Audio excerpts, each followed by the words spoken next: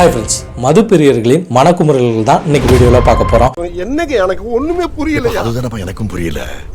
தாவேக்கு அரசு அமைஞ்சதுமே 717 ஒயின் ஷாப்புகளை மூட சொல்லியிருக்காங்க. பிரபா ஒயின் ஷாப் ஓனருங்களா? கடை எப்ப சார் திறப்பீங்க? 10 ரூபா பாட்டிலுக்கு எம்ஆர்பியை விட விலை அதிகமாக வாங்கினா அதை அவங்க மேலே ஒழுங்கு நடவடிக்கை எடுக்கப்படும்னு ஒரு நியூஸ் அறிக்கையும் விட்டுட்டாங்க. மது பிரியர்களோட மனக்குமுறல்கள் என்னவா இருக்குன்றதான் இன்னைக்கு உங்ககிட்ட நான் பகிர போகிறேன். அதாவது மது குடிக்க ஒரு மது பிரியர் ஒரு டாஸ்மார்க்கை தேடி போயிட்டாருன்னா அந்த இடத்துல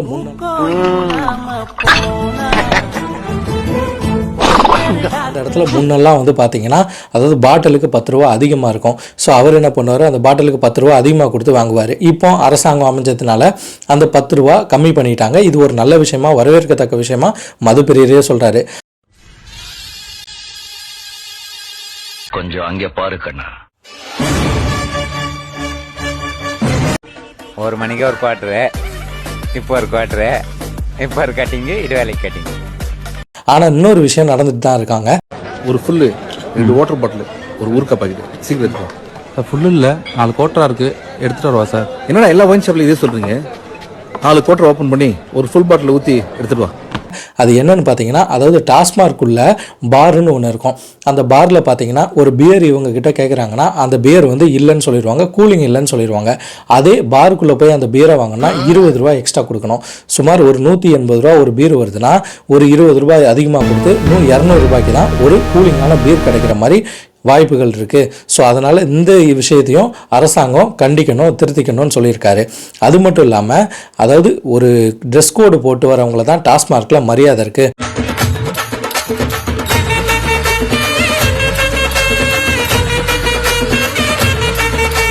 இப்போ பிற ஸ்டேட்டில் பார்த்தீங்கன்னா டாஸ்மார்க்கில் அதாவது அந்த மதுவை வாங்கக்கூடிய நபர் கஸ்டமரை வந்து நல்ல ரெஸ்பான்ஸ் பண்ணுறாங்க.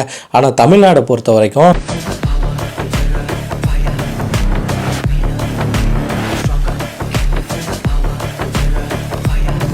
லுங்கி கட்டிட்டு வந்தால் ஒரு மாதிரியாகவும் டகின் பண்ணிட்டு வந்தால் ஒரு மாதிரியாகவும் தான் கஸ்டமர்கிட்ட அதாவது அங்கே இருக்க வியாபாரிகள் நடந்துக்கிறாங்க.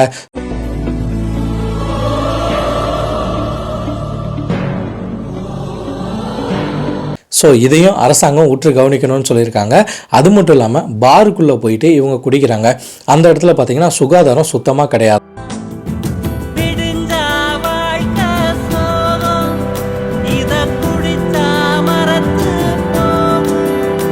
அந்த இடத்துல அதாவது ஒரு பலகை மாதிரி இடம் போட்டிருப்பாங்க. அந்த பலகையில் இவங்க வாங்கிட்டு போகிற மதுவை வச்சு அங்கே இருக்க வாட்டர் பாட்டில் வாங்கணும். அந்த வாட்டர் பாட்டிலே ஒரு ரேட்டு சொல்லுவாங்களாம். அப்படி இல்லைன்னா பொது தண்ணி தான் இருக்கும். அந்த தண்ணி வந்து காலியாக இருக்கும்.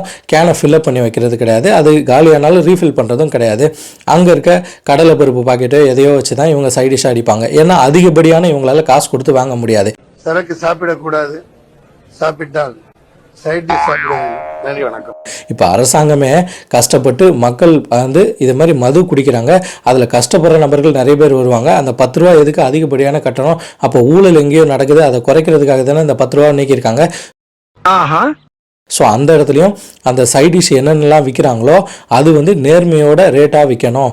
ஏன்னா பார் டெண்டர் எடுக்கிறவர் இந்த காசெல்லாம் ஈஸியாக சம்பாரிச்சிடலான்னு எவன் கேட்க போகிறா, நம்மளுக்கு என்ன வந்துச்சு அப்படின்னு சொல்லிட்டு அதிகப்படியான சைட் டிஷ்ஷோட ரேட்டை வைக்கிறாங்க. பாரில் பார்த்தீங்கன்னா ஒரு ஃப்ரூட் சாலட் வெளியே ஒரு 50 ரூபா வருதுன்னா பாரில் நம்ம வாங்கணும்னா 100 ரூபா முதல் 120 ரூபா வரைக்கும் வரும். இறைச்சி சார்ந்த உணவுகள் நிறையவே கெட்டு போன பொருட்களாகவும் கொடுக்குறாங்க. நிறைய கம்ப்ளைண்டாக பார்களில் சண்டையும் போட்டிருக்கோம். ஆனால் அதுக்கு எங்களுக்கு எந்த விதமான தீர்வும் கிடைக்கல.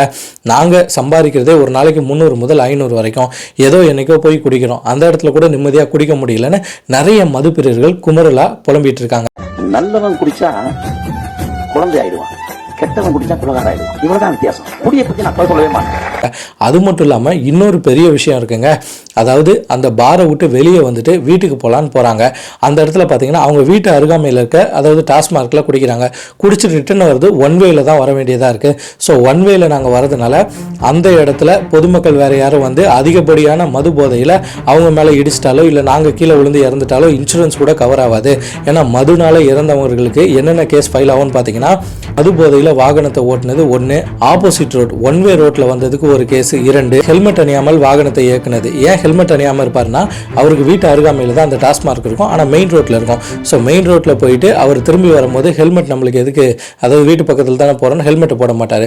ஸோ அதுவும் அவருக்கு ஒரு கேஸ் விழும். ஸோ இதெல்லாம் விழுந்து இன்சூரன்ஸும் அவருக்கு கவர் ஆகாது. ஸோ அவரோட குடும்பத்துக்கு தான் பெரிய நஷ்டமாக ஏற்படுங்க. மதுப்பிரியர்களோட கோரிக்கை என்னவா இருக்குன்னா, என்னப்பா முடிவு பண்ணிருக்கீங்க? இத்தோட குடிய விட்டுலான்னா இல்லை மறுபடியும் ஆரம்பிக்கலாம்னா? எது வந்தாலும் வெளியே போய் ஒரு கட்டிங் போட்டு தெளிவா யோசிச்சு தான் ஒரு முடிவு. டாஸ்மார்க்குகள் ஒரு ஏரியா பக்கத்தில் இருக்குன்னா அந்த டாஸ்மார்க் முன்னக்கூட்டியே கோயில் பக்கத்துலையோ பள்ளிக்கூடம் பக்கத்துலையோ பொதுமக்கள் புழங்கக்கூடிய இடத்துலையோ இல்லாமல் அதுக்கு மாற்றாக யாருக்கும் டிஸ்டர்பன்ஸ் இல்லாத இடத்துல ஒரு டாஸ்மார்க்கை போட்டாலோ அந்த இடத்துல வச்சுட்டா மதுப்பிரியர்கள் அந்த இடத்துல போவாங்க. அவங்க அந்த இடத்துல போய் குடிக்க போகிறாங்க. கரகடிப்பீங்களா?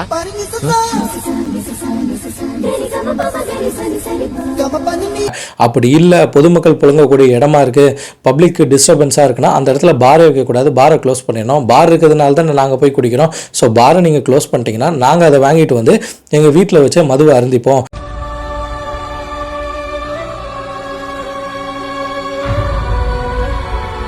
அதை தவிர்த்துட்டு பொது இடத்துல நீங்கள் பாரையும் வச்சுறீங்க. பாரை வச்சுட்டு குடிச்சிட்டு வெளியே வந்தோடனே கொஞ்சம் தூரம் தாண்டினதுக்கப்புறம் பார்த்தீங்கன்னா மெயின் ரோடு வந்துடுது.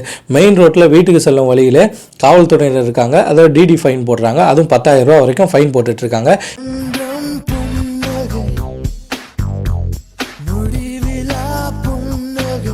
ஆக்சிஜன் இல்லாமல் கூட நாம் வாழலாம், ஆனால் ஆல்கஹால் இல்லாமல் நம்மால் வாழ முடியாது இப்படின்னு நிறைய மதுப்பிரியர்கள் கம்ப்ளைண்ட்ஸாக ரைஸ் பண்ணிட்டு இருக்காங்க. ஸோ நம்மளோட அரசாங்கம் பார்த்தீங்கன்னா புதுசாக அமைஞ்சதுக்கப்புறம் நிறைய நல்ல திட்டங்களை கொண்டுட்டு வந்துட்டு இருக்காங்க.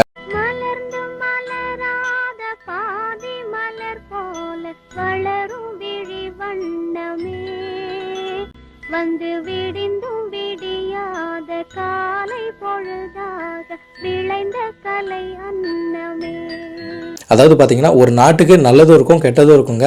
அதாவது மதுவை வந்து விரும்பி குடிக்கிறவங்களும் இருக்காங்க, அதை ஒரு உடம்பு களைப்புக்கு குடிக்கிறவங்களும் இருக்காங்க. ஸோ அவங்களோட கருத்துக்களையும் நம்ம ஏற்றுக்கணும் அல்லவா? காலையிலே ஒயின் ஷாப்பு தருது தப்பா தெரியல, நான் குடிக்கிறது தான் தப்பா தெரியுது. நீ விற்கிற, நான் குடிக்கிறேன். நீ விற்கிறதுனால தானே நான் குடிக்கிறேன். அதாவது மது வந்து முற்றிலும் ஒழியணும், நம்ம நாட்டை விட்டு இளைஞர்கள்லாம் நல்ல உடம்போடு இருக்கணும், நல்ல நோய் நொடி இல்லாமல் இருக்கணும் தான் எல்லாரோட கனவாகவே இருக்கும். ஆனால் இருந்தாலும் அதை முற்றிலும் தவிர்த்துட்டா மதுக்கு மாற்றாக வேற எதுவும் ஒரு சக்தி வந்துடக்கூடாது இல்லையா? அதனால தான் இந்த டாபிக் எடுத்து நம்ம பேசுகிறோம் நண்பர்களே. இப்போ இந்த மதுப்பிரியர்கள் வைக்கிற கோரிக்கைன்னு பார்த்தீங்கன்னா அவங்களுக்கு வந்து அந்த இடத்துல இருந்து போகும்போது எந்த விதமான பிரச்சனையும் வரக்கூடாது, அவங்களால பிறருக்கும் எந்த பிரச்சனையும் ஏற்படக்கூடாது. ஸோ அதனால் இவ்வளோ விஷயங்களை செய்த அரசாங்கம் இதுக்கும் ஒரு தக்க தீர்வு எடுப்பாங்கன்றது தான் மதுப்பிரியர்களோட ஒரு கருத்தாக இருக்குங்க. ஓகே நண்பர்களே, மதுவால் மயங்கினவங்களும் இருக்காங்க, மகிழ்ச்சி அடைஞ்சவங்களும் இருக்காங்க, மரணித்தவர்களும் இருக்காங்க. உங்களோட கருத்துக்களை நம்ம கமெண்ட் பாக்ஸில் போடுங்க. இதே போன்ற சமூகம் சார்ந்த செய்திகளை நம்ம சேனல் வாயிலாக தெரிஞ்சு கொள்வதுக்கு இந்த மிதுன் ஸ்டோரி சேனலை சப்ஸ்கிரைப் பண்ணுங்கள், ஷேர் பண்ணுங்கள், லைக் பண்ணுங்கள். நீங்கள் பண்ணுற ஒவ்வொரு ஷேர், சப்ஸ்கிரிப்ஷன், லைக்கில் மட்டும்தான் எனக்கு அடுத்தடுத்த வீடியோ போஸ்ட் பண்ணுறதுக்கு உந்துதலாக இருக்குன்றதை என்றைக்குமே மறந்தாதீங்க. நான் உங்கள் மிதுன், அடுத்த காணொளியில் சந்திப்போம். பாய்.